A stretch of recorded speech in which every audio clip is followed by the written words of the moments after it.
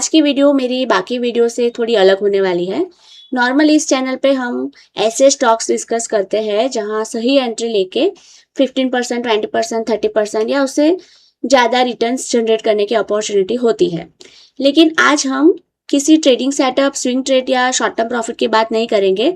आज हम बात करेंगे उस प्रिंसिपल की जिसने दुनिया के सबसे बड़े इन्वेस्टर्स को वेल्थ क्रिएट करके दी है, और वो है कंपाउंडिंग।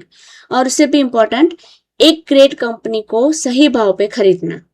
क्योंकि स्टॉक मार्केट में करोड़्स और बिलियंस इंडिकेटर्स देख के नहीं बना सकते हम, ना ही कोई मैजिकल स्ट्रेटेजी से बना सकते हैं। लेकिन सबसे ज्यादा वेल्थ उन लोगों ने क्रिएट की है जिन्होंने ग्रेट बिजनेस को सही वैल्यूएशन पे खरीदा है, फिर पेशेंस रखा है और उन्होंने सालों तक उसको होल्ड किया है। और गुजराती में एक बहुत ही फेमस कहावत है, भाव भगवान छे, यानी कि प्राइस इज गॉड। अगर आपने एक अच्छी कंपनी को गलत प्राइस पे खरीदा तो रिटर्न्स एवरेज रह सकता है, लेकिन अगर आपने एक ग्रेट कंपनी को सही भाव पे खरीदा और उसे वक्त दिया, समय दिया, तो वही स्टॉक आपके पोर्टफोलियो का मल्टीबैगर बन सकता है। इस वीडियो में हम समझेंगे कि कैसे एक ऑर्डिनरी इन्वेस्टर भी कंपाउंडिंग की पावर का यूज करके लॉन्ग टर्म में सिग्निफिकेंट वेल्थ क्रिएट कर सकता है। क्योंकि बड़े इन्वेस्टर्स इंडिकेटर, प्रेडिक्शंस और सीक्रेट फॉर्मूलाज के पीछे नहीं भागते हैं। और क्यों एक सही कंपनी, सही प्राइस और सही पेशेंस आपकी फाइनेंशियल जर्नी को कंप्लीटली ट्रांसफॉर्म कर सकती है। अगर आप सिर्फ अगला 20% रिटर्न नहीं, बल्कि नेक्स्ट 10 to 15 ईयर्स में अपनी वेल्थ को मल्टीपल टाइम्स ग्रो करना चाहते हो, तो वीडियो को लास्ट तक देखना। क्योंकि आज हम बात करने वाले हैं एक ऐसे कॉन्सेप्ट की जो सिंपल है लेकिन पावरफुल इतना है कि पूरी इन्वेस्टिंग जर्नी बदल सकता है। तो चलिए शुरू करते हैं। अब लोग जो है वो स्टॉक मार्केट में जरूरत से ज्यादा उसको बहुत ही डिफिकल्ट बना देते हैं।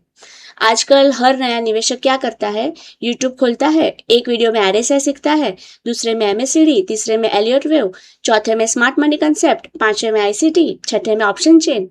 और कुछ महीनों बाद उसका दिमाग इतना भर जाता है कि उसे खुद ही पता नहीं होता कि आखिर करना क्या है।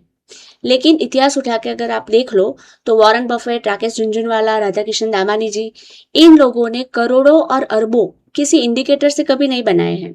इन्होंने बिजनेस को समझा, वैल्यू समझी, भाव समझा और पेशेंस रखा। मार्केट में मैंने एक ही चीज सीखी है, जितना ज्यादा आप कॉम्प्लिकेटेड करोगे उतना ज्यादा गलती करोगे, जितना सिंपल रखोगे उतना ज्यादा पैसा बनाओगे। क्योंकि पैसा नॉलेज से कम और डिसिप्लिन से ज्यादा बनता है। अगर हम प्राइस और वैल्यू के डिफरेंस की बात करें तो यहाँ सबसे बड़ी गलती लोग क्या करते हैं, वो प्राइस को देखते हैं, वैल्यू को नहीं। मान लो अगर कोई एक स्टॉक 100 रुपीज का है और दूसरा स्टॉक 5000 रुपीज का है, तो जो नया इन्वेस्टर है वो क्या सोचेगा कि 100 वाला सस्ता है और 5000 वाला महंगा है। लेकिन सच्चाई बिल्कुल उल्टी भी हो सकती है। जो 100 वाला स्टॉक है वो ओवर वैल्यूड हो सकता है और 5000 वाला स्टॉक है वो अंडर वैल्यूड हो सकता है। इसलिए हमेशा याद रखो, प्राइस इज व्हाट यू पे and value is what you get. अब कंपनी सिलेक्ट करने की अगर हम बात करें तो कौन सी ऐसी इजीएस्ट वे है जिससे हम अच्छी सी कंपनी को सिलेक्ट कर सकते हैं। तो अगर आपको पूरा बिजनेस खरीदना हो तो आप कौन सा बिजनेस खरीदोगे, जिसका प्रॉफिट हर साल घट रहा है या जिसका प्रॉफिट हर साल बढ़ रहा है? आंसर बहुत आसान है। इसीलिए मैं कंपनी देखते समय सिर्फ कुछ बेसिक चीजें ही देखती हूँ। अब वो कौन सी है, तो वो है sales growth, profit growth, EPS growth, depth, cash flow, promoter holding और एफआईडीआई पार्टिसिपेशन। बस इतना ही। अब मान लो आपके शहर में 2 दुकानें हैं। पहली दुकान की सेल्स हर साल बढ़ रही है, कस्टमर्स बढ़ रहे हैं, प्रॉफिट बढ़ रहा है, डेप्ट मतलब कि उसका जो कर्जा है वो कम हो रहा है। और दूसरी एक दुकान है जिसकी सेल्स घट रही है, प्रॉफिट घट रहा है, कर्जा बढ़ रहा है। तो अगर आपको इनमें से कोई एक दुकान खरीदनी हो तो आप कौन सी खरीदोगे? ऑफ कोर्स पहली वाली। तो फिर स्टॉक मार्केट में लोग दूसरी वाली कंपनी क्यों खरीद लेते हैं? क्योंकि वहां पे वो बिजनेस नहीं देखते हैं, सिर्फ चार्ट को देखते हैं। अब अगर मैं आपको टेक्निकल एनालिसिस की रियलिटी की बात करूं तो बहुत सारे लोग नाराज हो सकते हैं, लेकिन एक सच्चाई है, सारे इंडिकेटर्स आखिर बनते किससे हैं? प्राइस से। प्राइस ऊपर जाएगा तो आरएसआई ऊपर जाएगा, प्राइस नीचे जाएगा तो आरएसआई नीचे जाएगा। तो आखिर आप देख क्या रहे हो? फिर वही प्राइस। तो मैं ये नहीं कह रही कि टेक्निकल एनालिसिस बेकार है, लेकिन बड़ी वेल्थ बनाने के लिए सिर्फ टेक्निकल काफी नहीं है, उसके लिए बिजनेस की समझ होनी बहुत जरूरी है। और अगर एक और चीज मैं हमेशा उसकी बात करूँ तो मैं क्या देखती हूँ, मैं स्मार्ट मनी कहाँ जा रहा है वो भी ऑब्जर्व करती हूँ। एफआई क्या कर रहे, डीआई क्या कर रहे, प्रमोटर्स क्या कर रहे, प्रमोटर्स बाय कर रहे, सेल सेल कर रहे, प्लेजिंग में डाल रहे हैं। तो अब उससे क्या होता है, जो F I I D I अगर अपनी स्टेक बढ़ा रहे हैं तो हमारा भी कॉन्फिडेंस बढ़ेगा, क्योंकि उनके पास हजारों करोड़ रुपए हैं और उनकी रिसर्च भी फिर वही टाइप की होती है। तो इससे हमारा कॉन्फिडेंस भी बिल्डअप होगा। अब प्रमोटर्स किसी स्टॉक को सेल कर रहे हैं, मतलब कि अभी ऐसा भी नहीं है कि वो सेल कर रहे हैं तो वो नेगेटिव पॉइंट है, उसका बहुत सारे रीजन हो सकते हैं, तो वो हमें स्टडी करना पड़ेगा। लेकिन मतलब कि प्रमोटर अगर सेलिंग कर रहे हैं तो बहुत सारे रीजन हो सकते हैं, लेकिन अगर किसी कंपनी में प्रमोटर अपना स्टेक बढ़ा रहा है तो उसका सिर्फ और सिर्फ एक ही रीजन होता है, और वो रीजन है कि प्रमोटर को ऐसा कुछ पता है अपनी कंपनी के बारे में जो हमें नहीं पता है। That is the positive thing. वही तभी तो वो अपना स्टेक बढ़ा रहा है ना। तो हमें बस यही पॉइंट्स को भी देखना चाहिए, F I I, D I और प्रमोटर ये सब क्या कर रहे हैं। अब अगर हम अगले पॉइंट पे जाए तो पोजीशन साइजिंग की बात करें, तो ये एक बहुत ही इंपॉर्टेंट चैप्टर है।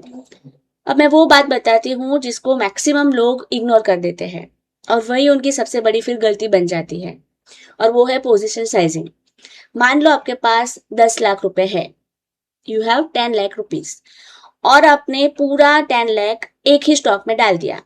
अगर वो स्टॉक 50% गिर गया तो आपका पोर्टफोलियो 5 लाख का रह जाएगा, तो उससे मेंटल प्रेशर आएगा और नींद खराब होगी वो अलग। तो अगर मेरे पास 10 लाख रुपीज है तो मैं उसे 10 पार्ट्स में बांटूंगी, डिवाइड कर दूंगी, यानी कि 1 लाख, 1 लाख प्रति शेयर। अब मान लो कोई एक स्टॉक गलत निकल गया, तो सिर्फ 10% जो मेरा कैपिटल है उसके ऊपर ही इम्पैक्ट होगा, जो बाकी के 90% है वो सेफ रहेंगे। और जो प्रोफेशनल इन्वेस्टर्स है वो ऐसे ही करते हैं, वो पहले रिस्क को बचाते हैं और फिर रिटर्न कमाते हैं। अब हम आगे बात करें कंपाउंडिंग की, तो कंपाउंडिंग का जादू देखने के लिए आपको उसको समय देना पड़ता है। तो यह एक बात अगर हम बहुत ही क्लियर समझ ले कि मैं ये नहीं कह रही हूँ कि आपको हर स्टॉक को 20-30 ईयर्स तक पकड़ के ही बैठना है। मेरी कुछ स्ट्रेटेजीज ऐसी भी है जहाँ पे 10, 15, 20 या 25% का टारगेट आने पे प्रॉफिट बुक करना बिल्कुल सही होता है। तो वो एक अलग गेम है, लेकिन आज इस वीडियो में हम वेल्थ क्रिएशन की बात कर रहे हैं, सिर्फ प्रॉफिट बुकिंग की बात नहीं कर रहे हैं। तो दोनों में बहुत ज्यादा डिफरेंस है। 20% कमाना मुश्किल नहीं है, लेकिन 10 लाख से 1 करोड़ बनाना बहुत मुश्किल है, और वो बार बार खरीदने और बेचने से नहीं बनेगा। वो बनेगा जब आपको कोई शानदार कंपनी मिलती है और आप उसको उसके ग्रोथ फेज में टाइम देते हो। अब सोचिए, अगर किसी कंपनी का प्रॉफिट लगातार बढ़ रहा है, बिजनेस बढ़ रहा है, मार्केट शेयर बढ़ रहा है, तो सिर्फ इसलिए सेल कर देना कि 20% प्रॉफिट आ गया तो हमेशा वो सही डिसीजन नहीं होगा। कई बार वही स्टॉक आगे 100%, 200%, 500% भी जा सकता है। तो इसलिए हमें अपने पोर्टफोलियो में दो तरह के स्टॉक्स रखने चाहिए। कुछ स्टॉक्स ऐसे स्विंग प्रॉफिट के लिए और कुछ स्टॉक्स वेल्थ क्रिएशन के लिए। राइट, अभी जो स्विंग स्टॉक्स है वो आपको कैश फ्लो देंगे, लेकिन जो वेल्थ क्रिएशन स्टॉक है वो आपको फाइनेंशियल फ्रीडम देंगे। याद रखिए, 20% प्रॉफिट आपको खुश कर सकता है, लेकिन कंपाउंडिंग आपको अमीर बना सकती है। अगर 10 लाख रुपए 20% CAGR से बढ़े तो 10 ईयर्स के बाद वो लगभग 62 लाख हो जाएंगे, 15 ईयर्स के बाद 1.5 करोड़ के आसपास हो जाएंगे, और 20 ईयर्स के बाद 3.8 करोड़ के आसपास हो सकते हैं। तो यही कंपाउंडिंग है। अब हम अगर बात करें कि भाई मार्केट किसका है, तो मार्केट सबसे इंटेलिजेंट लोगों का नहीं है, मार्केट सबसे पेशेंस रखने वाले लोगों का है। जो लंबे समय तक बना रहता है, आखिर में वही जीतता है। तो दोस्तों, इस पूरी वीडियो में सिर्फ 3 बातें याद रखनी है, तो वो ये है, प्राइस इज गॉड, भाव भगवान छे, ग्रेट कंपनी सही भाव पे हमें खरीदनी है, और पैसे को कंपाउंड होने का टाइम देना है। बाकी जो 90% है वो नॉइज है, और जिस दिन आप नॉइज को इग्नोर करना सीख जाओगे, स्टार्ट करोगे, उसी दिन से आपकी इन्वेस्टिंग जर्नी बदलनी शुरू हो जाएगी। Thanks for watching.